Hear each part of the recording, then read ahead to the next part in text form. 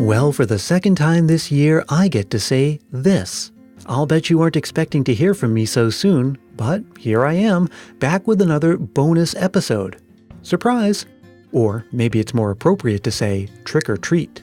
Because this episode is arriving on Halloween, and this year Christmas Past is masquerading as 'Tis the Podcast. So if things sound a little different in this episode, that's because they are. If you haven't heard 'Tis the Podcast before, well, A, you're about to, sorta, and B, you're really missing out. Hosts Julia, Thom, and Anthony discuss the Christmas movies and TV specials you love, and they put out episodes all year round. Julia and Anthony were kind enough to make themselves available for this episode, and I hear they're also planning to have their podcast masquerade for Halloween, but I'm not going to give away any surprises. You'll just have to subscribe to them to get in on all the fun. Before we jump into things, I have a few announcements, because there have been a lot of developments in 2018. This podcast is just one part of the ever-expanding world of Christmas Past. First, there's the all-new site at christmaspast.media, and yes, that is the address, christmaspast.media. I'm publishing quizzes, videos, infographics, interviews, articles, special announcements, and of course that's where you can also find all past episodes of this show. And I'm putting out content year-round. There's also the new Christmas Past YouTube channel featuring my Christmas trivia game show, unboxings and giveaways, fun little Christmas history lessons, Q&As, special announcements, and there's a lot more in the pipeline. There's also my sticker giveaway. If you review the show on Apple Podcasts, I'll send you a Christmas Past sticker along with a handwritten note of gratitude. And if you leave that review before November 15th, you'll also be entered to win a gift box from my Christmas crate. And finally, there's the new Christmas Past Facebook group. But actually, I prefer to think of it more as a Facebook family, because we're a tight-knit crew having real discussions and connections. So if you're tired of those Facebook Christmas groups where people post the same recycled memes and stock photos over and over again, then I'd love to welcome you to our family sometime soon. Okay, I know that was a lot, and believe it or not, that's not all of it. There's even more in the pipeline, but I have to keep my lips sealed for the moment. The best way to get more info on all of this is to come to christmaspast.media. At the bottom of every page, you'll find links to everything I just described. But getting back to the matter at hand, how do we combine Christmas and Halloween for this bonus episode? Well, with a Christmas ghost story, of course. There's a great history of Christmas ghost stories from the Victorian era and even before that, but most of them don't remain popular today. Except for one, of course, A Christmas Carol. So I hope you enjoy listening as Julia, Anthony, and I discuss the 1984 made-for-TV movie version of A Christmas Carol starring George C. Scott. And I'll be back again very, very soon for the official start of the 2018 season of Christmas Past. Hey guys, and welcome back to another episode of 'Tis the podcast dedicated to keeping the Christmas spirit alive 365 days a year. I'm Julia. I'm Anthony. And I'm Brian. And I'm so happy to be here. Now, I'd like to wish all of you a happy Halloween. As you might know, this is a special bonus episode of Christmas Past where I'm going this year as 'Tis the podcast that reviews Christmas TV and movies all year round. So, Anthony and Julia, you've been kind enough to join me here to talk about a classic Christmas movie, and that is A Christmas Carol, the George C. Scott version from 1984. Yes. Yeah. Might I just say I'm loving your costume. Is it really? Yeah. But I'll get to that in histories. What was that? I missed that part. I'll get to that in history, my history, more detailed. But yeah, this is my first time seeing it. Really? Mm-hmm. So you must have another version that you're more familiar with. Oh yeah, I'm familiar with a lot more versions, but this is my first time seeing this one. So the Alastair Simmonds one is usually the one my go-to. Now, you know what? It's interesting. I mean the exact opposite. I have never seen the Alastair Sim version until I was researching this episode, and I looked at just little snippets of it online. And yeah, when we get into, talking about the details of this one, we can make a little comparison between that and some of the other ones as well. It's kind of interesting how they all differ and how they're all the same. And it's interesting to me, frankly, how any of them are still around. This is just such something that is very much of its time. The whole idea of ghost stories for Christmas just doesn't even exist anymore, except for this one example that we keep telling over and over again. So there's a lot to unpack here. And I don't know if we want to just jump right into it or I don't know what else we can do. Yeah, let's just jump right. Okay. Yeah. So, okay, the brief synopsis, there are a couple different ways we can go here, but to make it a true brief synopsis, why don't I just give you this one from IMDb? An old bitter miser who rationalizes his uncaring nature learns real compassion when 3 ghosts visit him on Christmas Eve. I don't know why, but I feel like we've talked about this before. Multiple times. But it's an oldie but a goodie. You can't go wrong with that synopsis. Nope, you can't. So have you've reviewed previous versions of the movie, right? Yes. Well, I guess we've previously reviewed previous and former versions of the story. We've done how many now? 5? We've done at least 4? 5. I feel like we've been hitting it hard. We've done at least 5 movies and then a graphic novel version, Batman version that they did. Yeah. Now, have all of them been true adaptations or some of those Christmas specials that sort of have a Christmas Carol-ish theme? I think one was not a true adaptation, and that was All American Christmas Carol. Oh, is that the one with Kelsey Grammer? No. This is better. This one was with, who was it? Beverly D'Angelo. Oh, not familiar with that one at all. Don't familiarize yourself with that one. So this one we talk about today will be the most true to book version we've covered, I think, as far as hitting most of the points. I don't know about that. And it's true that for all the movie versions, there really aren't too many that are literally true to book. They all deviate in some important way, and we can talk about that when it comes to the George C. Scott version. There are a couple little inconsistencies and some nitpicky things that we can get into once we dive in, but how about we start with our personal histories? We could do Christmas Carol in general or this movie in particular. How about, you want to start, Anthony? Yeah, I'll start. So... Well, why don't we do both? So, A Christmas Carol, the book, the novella, has been a part of my life from a very young age. I was probably introduced to the story via, I don't know what was the first version I saw. Maybe it was the Flintstones version or whatever. I feel like every cartoon that had a Christmas special has done this at some point. Every 90s, 80s TV show has done their own version of this, and there have been countless movies. So it's always been a part of my Christmas in some form or another. But when I first read the book, I loved it. It's it is my favorite Christmas novella, story, whatever you want to call it. And there's just something timeless about it. As for, like I said earlier, this is my first time seeing this version. I knew it existed, but this is the first time I actually sat down to watch it. And I thought it was okay. So we'll dig into that a little bit more, I hope. Yeah, we'll get into all that. Julia, your personal history. Very similar on the first part. I love the novella. I love the story in all of its retellings. I like the idea of redemption story in general. That tends to be one of my favorite themes in most things I read, see, listen to.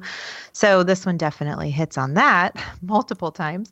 As far as this specific version, this is one of those I remember seeing but not understanding what I was seeing when I was a kid. I remember being on TV, but just being very confused by most of it. I have not revisited it since since watching it last night for this episode, and I remembered how much I was weirded out by it, but also simultaneously I really appreciated it last night when I watched it. I think for 1984 it was pretty impressive with some of the stuff it did. Not my favorite Christmas Carol. I'm sure we'll talk about that at some point. But I was very happy to watch it last night. Cool. What about you? What's your history? Well, my history is I remember this from growing up. I will say, full disclosure, that A Christmas Carol is just not one of my favorite things about Christmas. I never really related to the story. It's okay. It's fine. It's kind of like some of those Christmas songs that you hear on the radio and you're like, yeah, you know what? I can stomach this, but I'm not going to like go seeking it out on my own. And I'm not really even sure I have a favorite version of the movie, but if I had to pick one, it would probably be this one for reasons that we can go into later on. I have read the book in its entirety. I've many times. I have audiobook versions. There's a really good one where Jim Dale, who narrates all of the Harry Potter books, the audiobook versions of Harry Potter, he narrates the story. You can find it on YouTube, I think. There's another version. I gotta look that up. Yeah. There's another version where Patrick Stewart reads it that I have on CD that I get from way back when. I listen to that every now and then, more because I like Patrick Stewart, which isn't to say that I like his movie version. I did not care for that one at all. Even though I love everything he does, the movie version was not super great for me. But his reading, he did this live stage reading, which I really think was fantastic. So all in all, it's really hard for me to say how much I like or dislike this version of the movie because I'm not really on a level playing field from the get-go. I don't really care for A Christmas Carol all that much. So can I make a quick correction to my history? Please do. Mickey's Christmas Carol was the first one I saw, and I can't believe I forgot that because we just covered that one, and I said it on that episode. But you know that was the first one I saw. That might actually be my favorite version, and not the movie version. I had a record. So some people listening have no idea what I'm talking about. There used to be these circular things that you put on a machine that spun round and round, and it would tell you a story, and it would say, whenever you hear the chimes ring, it's time to turn the page. And it came with this little book, and I still have that. Maybe I'll post a picture of it on my Facebook group because I break those out every year. I'm in my mid-40s. I don't have kids, and I listen to these things every year. And the level of shame in my game is holding steady at 0%. I listen to those, and I don't care who knows it. So what is it you don't like about the story overall, if you don't mind me asking? So I think when it comes to Christmas stories, there's a couple of very basic categories, right? There's this one. There's someone who is in a bad place and just needs to learn the true meaning of Christmas. Then there are the rom-coms, and then there are the kids' movies, most of which are about like some beloved character needs to save Christmas because it's in danger, like someone's trying to stop it, or Santa gets hurt, or something along those lines, right? Those are your three basic Christmas stories, and I feel like everything that has the character that needs to learn the true meaning of Christmas plot comes from this one, and maybe it's just because I've seen it recycled over and over again so many times that I've just grown weary of it. It's kind of hard to remember if I actually liked this when I was growing up. I don't really recall having super fond memories of it. And then also it just seems like something that is so much of its time, this Victorian idea of ghost stories for Christmas that I can't relate to because it's not something that we do anymore. And maybe that would be an interesting place to take the discussion, like why did Victorians and other people like to tell ghost stories at Christmas? And then what happened? Why don't we do it anymore? So I did a little research on that. I don't know if you guys have any background on why these things happened. It doesn't seem to be a super interesting story. It's not like it was a trend that someone started. It was just this old folk tradition that came out of the winter months where, during the winter, the nights are longer. People want to be closer together for a number of reasons. And around the end of the year is especially when we remember family and the people who have gone are no longer with us. And so ghost stories really became more of a winter storytelling tradition in all parts of Europe. And it never really made it over to America. So, I mean, that's the long and the short of it. And it's interesting that Christmas ghost stories have a pretty long history. The Christmas Carol is just one of many. And even Dickens had a couple others. There was one called something like The Chimes and the Haunted Man. The Cricket on the Hearth isn't really a ghost story, but there's some supernatural elements to it.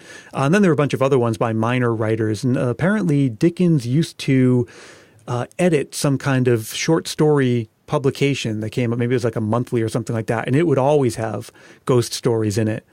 So this whole idea of ghost stories is just something that I don't relate to at all. And the thing I find interesting is there was a song that came out in the 60s, I believe, from Andy Williams, The Most Wonderful Time of the Year, where he says, they'll be caroling out in the snow, there'll be scary ghost stories. And I always wondered, why would there be scary ghost stories? I have never heard a scary ghost story, or no one's ever told me one at Christmas. And I really wouldn't call A Christmas Carol a scary ghost story. And I think that's the other distinction. Most of the ghost stories we're familiar with are scary ghost stories. This tortured spirits haunting me, whereas in the Victorian tradition, spirits were, almost like fairies or elves. They were just these supernatural beings who maybe came to offer help or messages from the other side. Really ties in with that whole Victorian spiritualism movement, the table knockers and those kinds of things with the seances. All of that stuff was really, really popular back then, and it's just not anymore.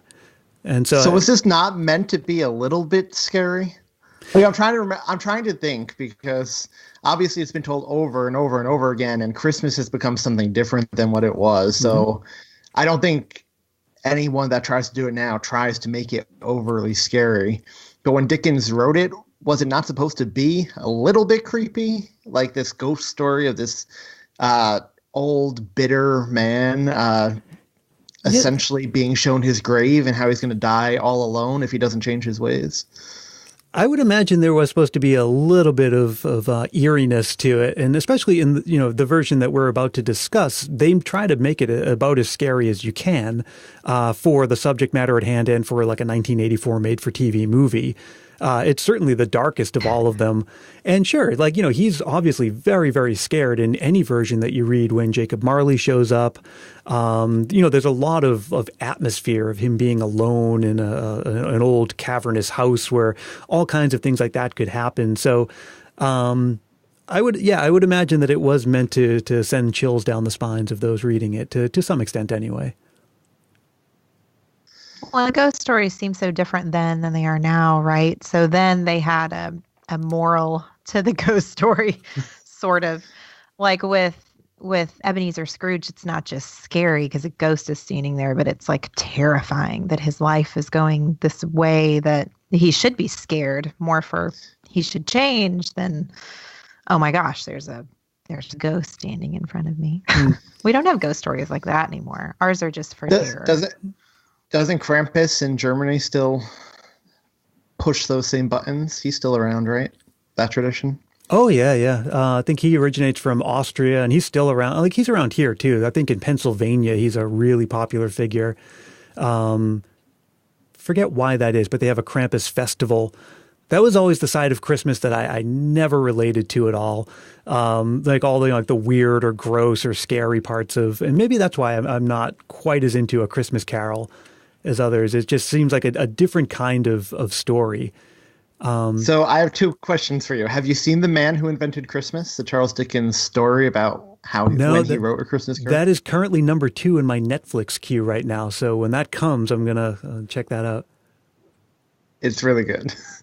It is really good. We liked it. Yeah. And have you seen the Krampus movie with Adam Scott? No, and I probably never will. Oh, no. It's really good. That one surprised us all. Really?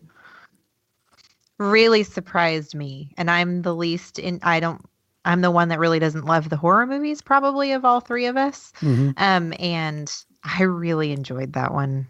All right. It was fun. Maybe I'll give it a try. So all of this Dickens stuff, I should say, living in the San Francisco Bay Area as I do, every year there's something called the Dickens Fair. And it's held just about a half an hour from where I live. And if you can imagine a Renaissance festival, but for Christmas, that's the basic idea. And the way I just described it is actually bang on, because the family that started this is also the family that started the Renaissance festivals. So this was back in the 60s. And so they take an expo center in outside of San Francisco and turn the insides into Victorian London and just dress up. It's almost like you're on the set of a movie. It's sort of like one of those enchanted villages, but it's life-size for adults. And there are, chimney sweeps and Dickens characters and ghosts of Christmas past and everything, just like all walking around. It's pretty awesome. And I would say that if I were to consider that some kind of immersive experience into A Christmas Carol, maybe that's my favorite version of the story because it's just a lot more fun. Everyone dresses up in costume. It is quite a bit of fun. But anyway, sounds magical. Oh, it is super magical, and I'll put pictures on the Facebook group because I'm going this year. Sneak preview for the 2018 season of the podcast. I'm actually going with a press pass, and I get to interview someone who dresses up as Charles Dickens, and I'm going to do a whole episode about Dickensian Christmas, and that is why The Man Who Invented Christmas is currently in my Netflix queue, because I'm going to watch it as research. Ooh, yay! That's so fun. Oh, Yeah. I'm excited. Should be a good time. Okay, so why don't we get into this version of the movie? Definitely the darkest of all the TV movie versions. Do you guys agree with that, or do you have a different opinion? I would Julia, agree do you? with that. Oh, yeah, I would agree with that. Of the TV Save for movie the versions? Last Ghost. Well, how about any version? I guess dark is in the eye of the beholder. I mean, it's literally darkest, and there's a lot of that sort of moody atmosphere, lots of fog, lots of dark alleyways, lots of that kind of thing. Disney did a lot of creepy things with their animated one. I wouldn't say that's like Marley. That was my creepiest Marley. Are you talking about the Goofy Marley? The Jim Carrey one. Oh, that one. Oh, I see. I haven't seen that one. It's a very hit or miss for a lot of people, but Okay. I found like the animation for the ghost stuff pretty scary in that one. Okay, all right. So it's funny you mentioned that, Anthony. So I don't like the Jim Carrey Disney version of A Christmas Carol, but it is extremely similar to this one. So was that the one you were thinking of, Anthony, when you said, I would argue that this is the most faithful retelling that we've seen to this date? At least the Tis the Podcast side of it. Is that the one you were thinking of? I would say, yeah. In terms of the ones we've covered so far, that one is probably Yeah. the most faithful. I would whether or not. absolutely agree. Yeah. So this one, I didn't like the Jim Carrey one because it was one of those movies that's filmed intentionally for 3D, and that really drove me crazy, which that's probably my own bias getting in the way of, like, I couldn't look past that. That's my own problem. But this one is really dark. I totally agree with Brian on that one. Even down, like, past production value down to the way the ghosts act. They're a little harsher than your standard ghost fare. So yeah, I really liked that about this one. And I guess that's the ghost element that I appreciate about this story. Mm-hmm. It felt chilling. So I have a question for you guys, because full disclosure, I haven't read the book in a while, and there have been so many different versions of this story. It's kind of hard to tell what originated in the book and what became popular via other, adaptations. But in this one, I felt it took Scrooge a little longer than it normally does to start having a change of heart. I feel like in a lot of the adaptations, by the time he goes to his nephew Fred's house, you can see him starting to break. But in this one, I was surprised by how defiant he still was, like arguing with them, brushing it off like he didn't care what they said about him. I was really shocked by that aspect, how long it took to see that switch in him. Because usually once he hits Tiny Tim's house, that's when he really starts to break. And then when they're making fun of him at Fred's house, that's when I've mentioned this before on this podcast. That scene is usually so uncomfortable for me. Like, imagine hearing these people just talking horribly about you and you're just forced to watch. But this one, I was just, shocked by how defiant he was in the face of that all still. So I was wondering if you two, like, in the book, is he that defiant at that part? Because in a lot of other mediums, he isn't. That's a good question. I would have to go back and reread that scene to know. But actually, to sort of riff on what you said, that scene where he has to listen to everyone make fun of him, my favorite version of that is the Muppet Christmas Carol version, where the look on Michael Caine's face, like his face doesn't change very much when that's happening, but something about what he does in his performance, you can tell he's just burning with embarrassment. It's almost like his ears are turning red or something like that. Very, very subtle performance that just says a lot with a little. And that's one of the things I remember about that version of it the most, is just that one particular moment. And I think it really goes into, the character of Scrooge. And maybe that's something we can talk about, is the different ways that he's portrayed.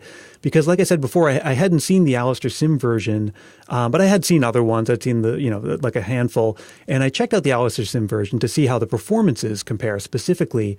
And I feel like the Alistair Sim version is a little bit more like what it was described as in the book, where he's cold-hearted, he's mean, he's angry, and there's almost like less of a three-dimensionality to him. He's just a bad guy.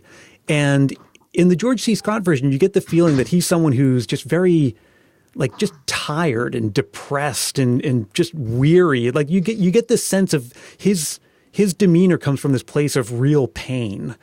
That's just, I don't know if you guys felt the same way, but I felt like almost a little more empathy for Scrooge as George C. Scott played him. For me, I was going to say the exact opposite about him. One of my complaints, for lack of a better word, was I think he made a really good Scrooge throughout the film until it came time when you're supposed to buy that he changed. I didn't feel he sold the change in heart for me at the end. Compared to Alistair Sims, I feel like he did. But did you see the Patrick Stewart version? I did. So you remember that moment at the end when he's standing on the bed and he starts to laugh and it almost seems like he's vomiting, like this laugh kind of like starts in his feet and doesn't know what to do with it. And it's like coming up his body and all like that. That's how you do it the wrong way. Like that's taking it too far in the other direction. And I kind of feel like this one, it was just sort of like, this is someone who's recovering from a clinical depression, it seemed like, which really just seemed like a little more authentic to me. It felt a lot more believable. Full disclosure, I like the Patrick Stewart version, but then again, Patrick Stewart can do no wrong. You go. No, Julia, go, please. Are you sure you're not completing your thought? I'll hop in after you. Oh, all right. I felt like George C. Scott's progression from how horrible he's supposed to be starting off and depressed and all of that kind of rang true to me. All of the other Scrooges fold like a bad suit pretty quickly, right? And if you're really supposed to think that he has been this way for this long, I mean, since he was early 20s, I would assume is what he was when he was with Belle and all of that. That's a long time. That's a lot of stuff you got to dig your way out of. And to do that overnight, I kind of felt like George C. Scott felt a little more realistic than any other. And I've not seen the Sims version. But he felt that kind of resonated more with me. I was kind of happy to see that he was reluctantly breaking out of that at Freddie's party, where you could see where he was warming to the idea that Freddie was still his sister's son. He loved his sister, and that he was happy to see that Freddie was still thinking about him, but that he wasn't completely wounded by them making sense, that he still got his hackles up. And it was that same old Scrooge where he's like, well, I don't need them and it's fine. And that was a dumb answer they gave and ... So that almost made me happy. That felt more realistic. Not that I don't like the unrealistic versions if I'm putting them up against that, because spoiler alert, The Muppet Christmas Carol is my favorite version of A Christmas Carol. And I loved Michael Caine as Scrooge, even though he folded like a bad suit pretty darn quickly.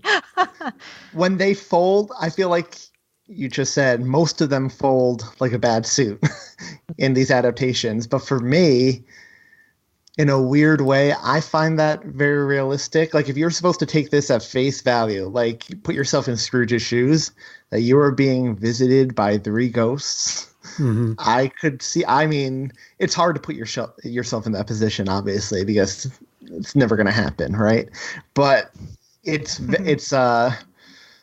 you know, I think a lot of people in that position, Scrooge would be terrified enough to fold more quickly, maybe. I don't know. Mm-hmm. But the Alastair Sims version, it's funny that you mentioned Patrick Stewart's unrealistic way of celebrating at the end, because the Alastair Sims version, I feel, is famous in a lot of people's mind for him literally doing the handstand at the end, like standing on his head. He's so happy, practically doing flips that I'm alive, I've changed, you know. But I loved it. I love that. But to both of your points, I do really like this scene in Fred's house. It took me by surprise in this version, but I did like it. It was different. Julia mentioned the scenes with Belle. And one of the ways that this movie actually deviates from the text is that there's a scene that sort of explains how Ebenezer became a miser. And he did it all for love. He felt like he didn't have enough money, and as such, he'd never be good enough for Belle. And so that's why money became so important to him, except that it just sort of ran amok and took over. That became his main focus in life. As far as I know, that's not how it happened in the book. I think they wanted to add this scene, which goes more towards showing that this is someone who's just, really damaged. He's been dealt a bad hand. His mother apparently died in childbirth, having him. He was estranged from his father. I mean, this is someone who's just really been beaten up by life, and even trying to do the right thing for the wrong reasons, that all backfired on him and made him even more miserable. There was something about that I liked. I kind of feel like if you were to make another version of it now, and someone's going to sooner or later, you'd probably see even more of that. Like, we love our anti-heroes nowadays, right? We like these flawed characters who have a lot to overcome. We like to see people who have this sort of dark past that makes them the way they are. I'm not sure that there was too much of that in the original text, but certainly modern tellings try to bring that out. Mm-hmm. So, full disclosure, in every telling of this story, the stuff with Belle in the past is my least favorite part. Mm-hmm. And I like what they're going for, but I just don't. When I'm watching A Christmas Carol, that's always the part I kind of want to fast forward through. I want to get to. I love the stuff with Fezziwig in the past, and I love everything with present and future. It's the Belle stuff that I find a bit tedious for me, and that didn't change with this one either. Okay. So I was looking up some of the differences between this movie and others, and this movie itself and the text. And one of the weirdest ones, and I don't know if anyone has an explanation for it, is when we see Scrooge's sister. The sister, at least as she's portrayed in this movie, appears younger than he does. Now, if Scrooge's mother died in childbirth, well, then how does he have a sister? Unless she's adopted or a half-sister or something like that. Did you guys notice that too? Yes. Yeah, I noticed she looked very young. Yeah.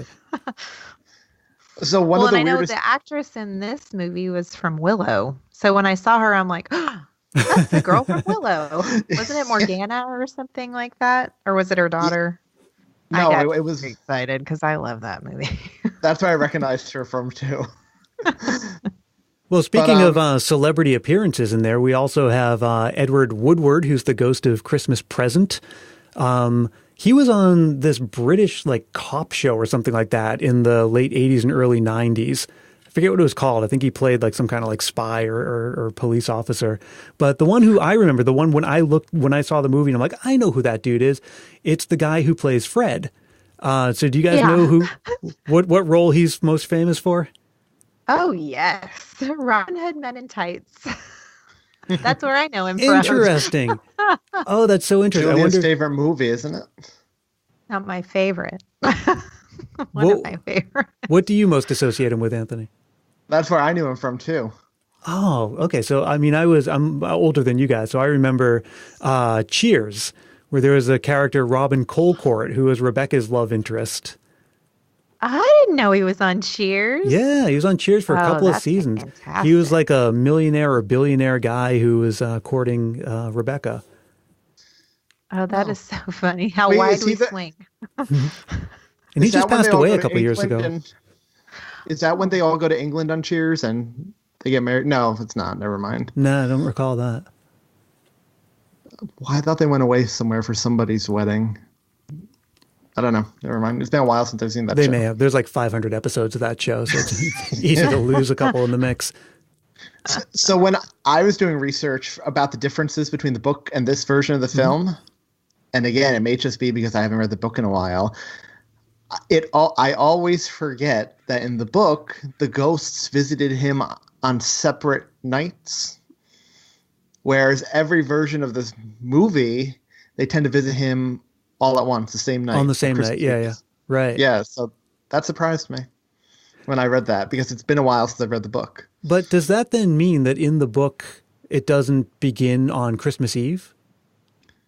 It would have to. That's why I was confused, because I thought it did begin on Christmas Eve because it took place 7 years to the day since Marley died. But Right. And then even in the book, there's that line where Cratchit is saying, tomorrow's Christmas, it comes but once a year, and, okay, come in all the earlier the next day, all that kind of stuff. So the story has to begin on Christmas Eve. So if the ghosts are coming on successive nights, then we're talking like December, 28th, which 28th? You know what? Maybe back in those days wouldn't have been weird because we celebrate Christmas now as this one day on the 25th, whereas way back in the day, you would have from 25th through, January 5th, the Epiphany. So that's when you have the 12 days of Christmas, the Christmas season, which ends on 12th night, which is this big celebration, et cetera. So maybe, I'm just sort of reading into it, it still could make sense if that's how they were celebrating it.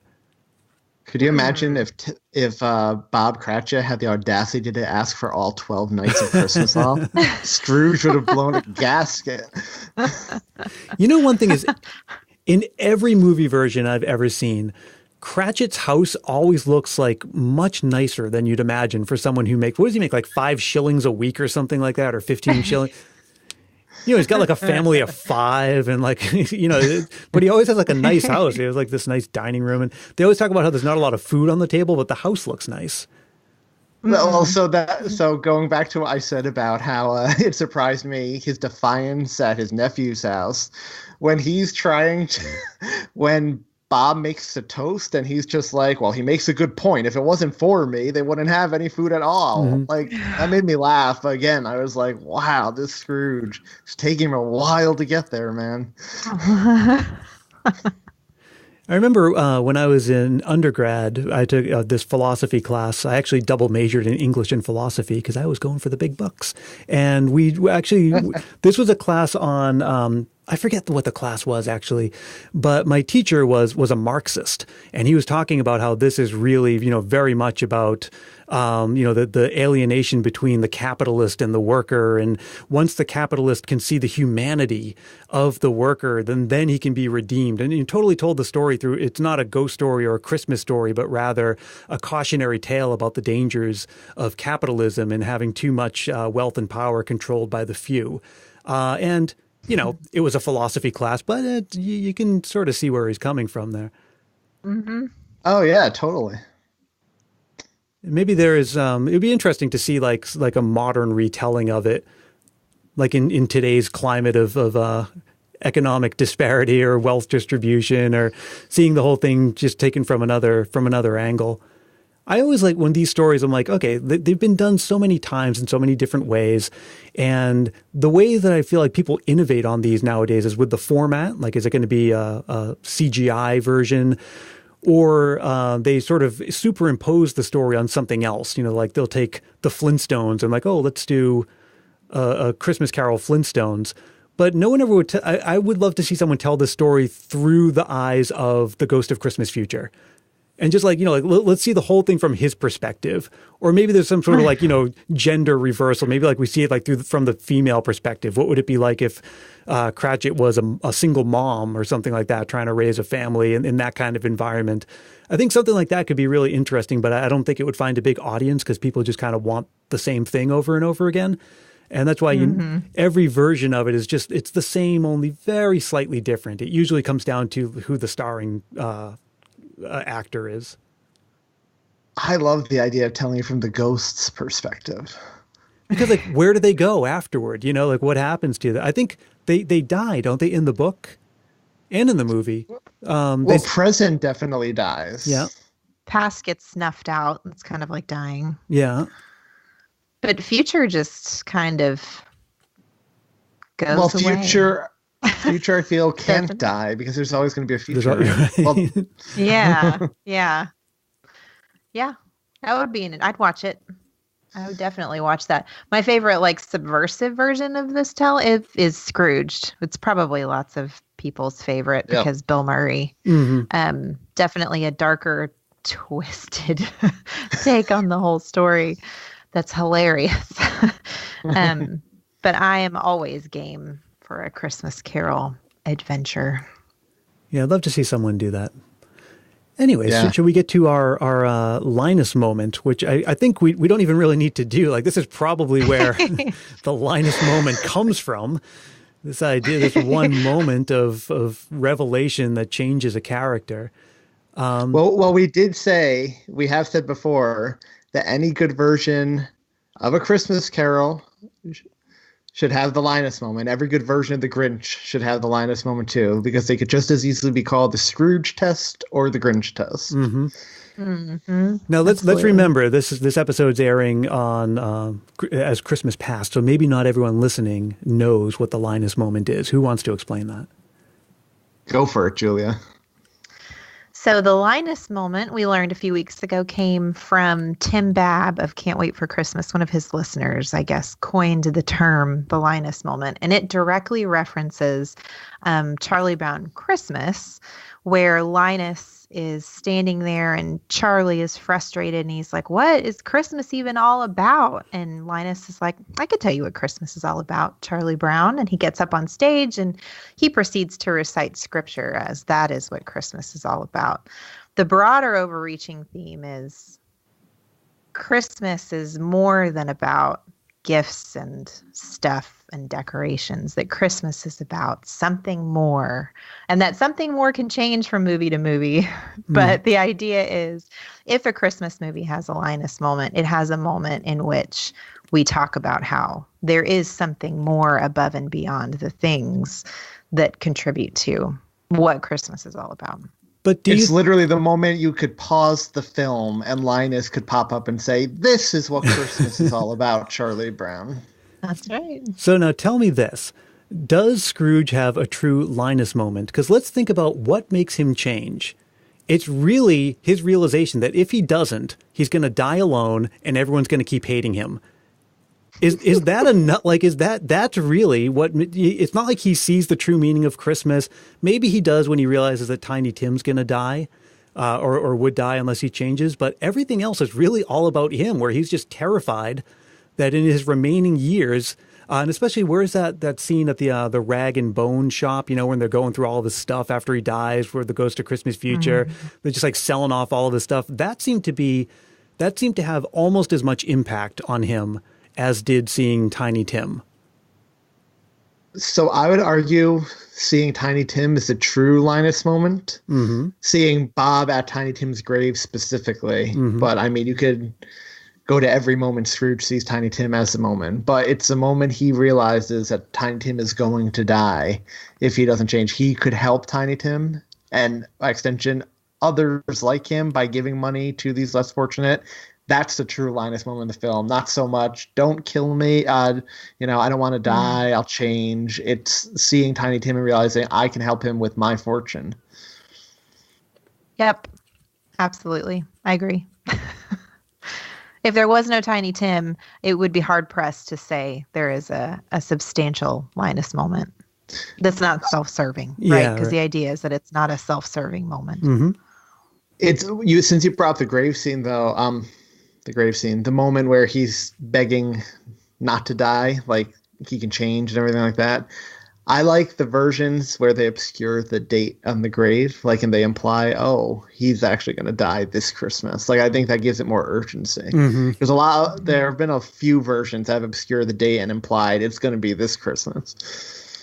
Oh, that's interesting, because we do know he's in poor health, right? Like at the very beginning when he meets Marley, he's saying, oh, you're probably a hallucination because I have stomach problems or something like that. Do we know how old he's supposed to be? I don't recall from the text, but it's been a while for me since I've read it. He's just old, right, in general?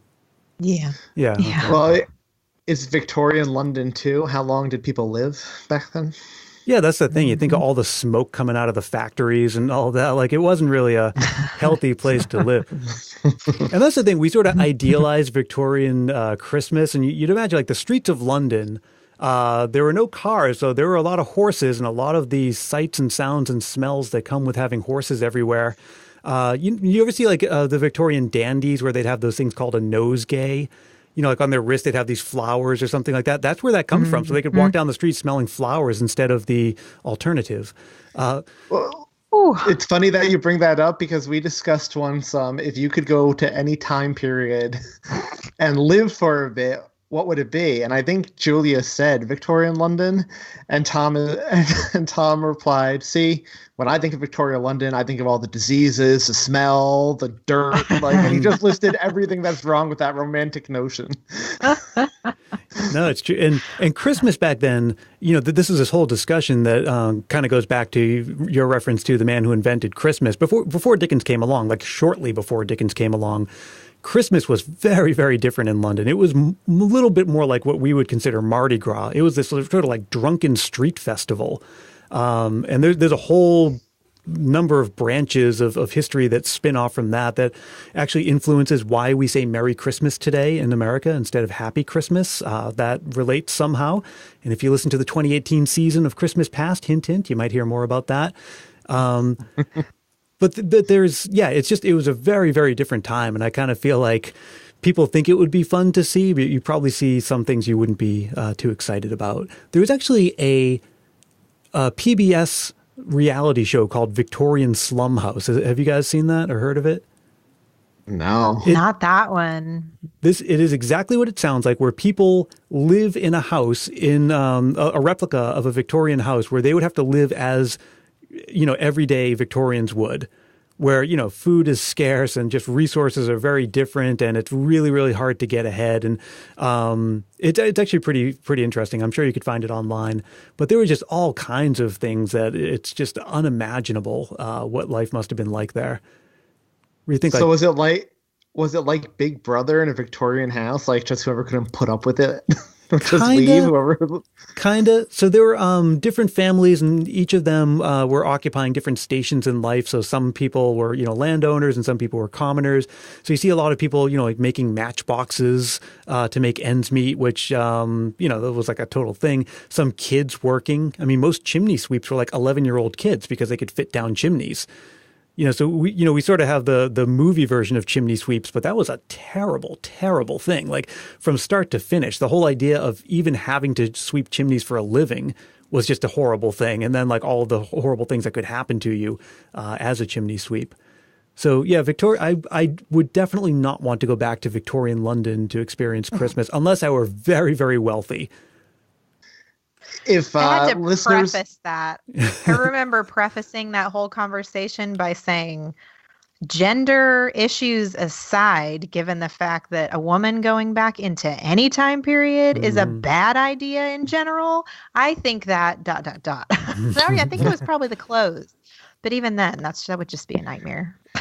And I would just like to say real quick, if you want to hear some of the horrible things that could happen to you going down a chimney, listen to our most recent podcast episode when we discussed the movie Gremlins. Oh, I know you guys were... Has that come out yet? I know you guys were recording that this weekend. It drops tomorrow. Oh, okay. Awesome. And so this episode, I should say, is coming out on Halloween, which, by the way, I don't think I mentioned this at the beginning. This is why we're discussing a ghost story, because it is a nice little fits nicely in the Venn diagram between Christmas and Halloween. Okay, well, so Sure. all right. So now for another Christmas analogy, let's wrap this one up with a bow. Let's rank it. Okay, so 10 is highest, right? I'm gonna Yep. giving this one a 3.5, maybe a 4. I'm feeling magnanimous today. I'm giving it a 4. Ooh, interesting. What about you, Julia? I'm going with a 6. Interesting. Trying to Anthony think why. always takes the longest. I do because I was trying to think why I gave other Christmas Carol versions. We've covered so many at this point. I mean, I didn't hate this one. It's just not my favorite. I'm going to give it a 5. So who wants to do a quick average? I'll do it. Okay.